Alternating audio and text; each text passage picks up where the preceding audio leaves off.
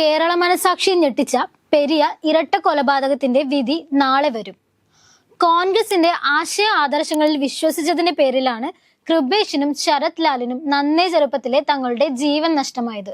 കൃപേഷ് കൊല്ലപ്പെടുമ്പോൾ 19 വയസ്സും ശരത് ലാലിന് 23 വയസ്സുമായിരുന്നു. രണ്ട് കുടുംബങ്ങളുടെ പ്രതീക്ഷയും നാടിന്റെ ആകെ പ്രത്യാശയുമായ രണ്ട് ചെറുപ്പക്കാരെയാണ് രാഷ്ട്രീയ വൈരാഗ്യത്തിന്റെ പേരിൽ ചിലർ അരുംകൊല ചെയ്തത്. CPM നേതൃത്വത്തിന്റെ അറിവോടെ ആസൂത്രണം ചെയ്ത് നടപ്പിലാക്കിയ രാഷ്ട്രീയ കൊലപാതകമായിരുന്നു അതെന്ന് കോൺഗ്രസ് ആരോപിച്ചിരുന്നു. കൃപേഷിന്റെ അമ്മ ബാലാമണിയും ശരത് ലാലിന്റെ അമ്മ ലതയും കുടുംബാംഗങ്ങളും നീറുന്ന വേദനയുമായാണ് ഇപ്പോഴും ജീവിക്കുന്നത്. രണ്ട് കുടുംബങ്ങളുടെയും പ്രതീക്ഷയായിരുന്നു ആ ചെറുപ്പക്കാർ. അങ്ങേയറ്റം സാധാരണ വീട്ടിൽ ജനിച്ച കൃപേഷ് പോളിടെക്നിക്കിൽ ചേർന്ന് 2 മാസം കഴിഞ്ഞപ്പോൾ തന്നെ പഠനം മതിയാക്കി. SFIക്കാരുടെ മർദ്ദനം സഹിക്കാൻ കഴിയാതെയായിരുന്നു മനസ്സില്ലാ മനസ്സോടെ അവൻ പഠനം മതിയാക്കാൻ തീരുമാനിച്ചത്. അവന്റെ തുടർപഠന സ്വപ്നങ്ങൾ നടക്കില്ലെന്ന് ഉറപ്പിച്ചപ്പോൾ ഓലമേഞ്ഞ കൊച്ചുകൂരയിൽ അനുജത്തി കൃഷ്ണപ്രിയയെങ്കിലും മികച്ച രീതിയിൽ പഠിക്കണമെന്ന് അവൻ ആഗ്രഹിച്ചു. അവൾക്ക് പഠിക്കാനായി ഒറ്റമുറി കുടിലിനോട് ചേർന്ന് പ്രത്യേകം ഷെഡ് നിർമ്മിച്ചു നൽകിയതും കൃപേഷ് തന്നെയായിരുന്നു. നാട്ടിലെ പൊതുകാര്യങ്ങളിലെല്ലാം അവർ ഇരുവരും മുൻനിരയിലായിരുന്നു. മികച്ച കലാപ്രവർത്തനങ്ങളുമായി ഒട്ടേറെ കുട്ടികളെ അവർ ജവഹർ ബാലജനവേദിയിലും രാജീവ് ജി ക്ലബിലും അംഗങ്ങളാക്കി. ട്യൂഷന് സാഹചര്യമില്ലാത്ത പ്രദേശത്തെ കുട്ടികൾക്ക് അവർ മുൻകൈയെടുത്ത് സൗജന്യമായി അവസരമൊരുക്കി.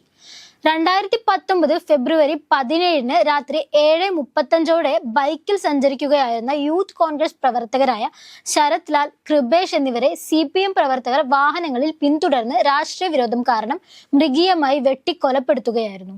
CPMനെതിരെ കടുത്ത പ്രതിഷേധം അലയടിച്ച കേസിൽ CPM ജില്ലാ സെക്രട്ടേറിയറ്റ് അംഗവും മുൻ MLAയുമായ KV Kunhiraman, Kanhangad block panchayat president K Manikandan അടക്കം 24 പ്രതികളാണുള്ളത്. പ്രതികളിൽ 11 പേർ 2019 ഫെബ്രുവരി മുതൽ ജുഡീഷ്യൽ കസ്റ്റഡിയിലാണ്. 2023 ഫെബ്രുവരി 2 കൊച്ചിയിലെ CBI കോടതിയിൽ ശരത് ലാൽ, കൃപേഷ് കേസിന്റെ വിചാരണ ആരംഭിച്ചത്.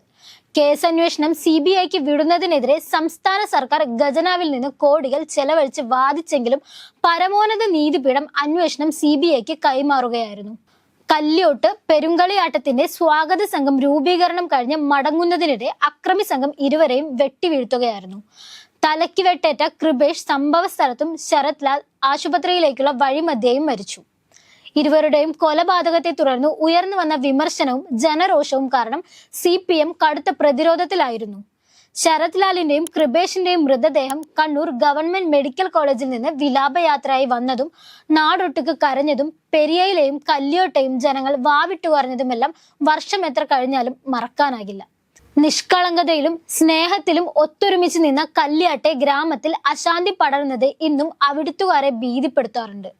ശരത് ലാലിന്റെയും കൃപേഷിന്റെയും ഓർമ്മകളാണ് അവിടുത്തെ ഓരോ മനസ്സുകളിലും.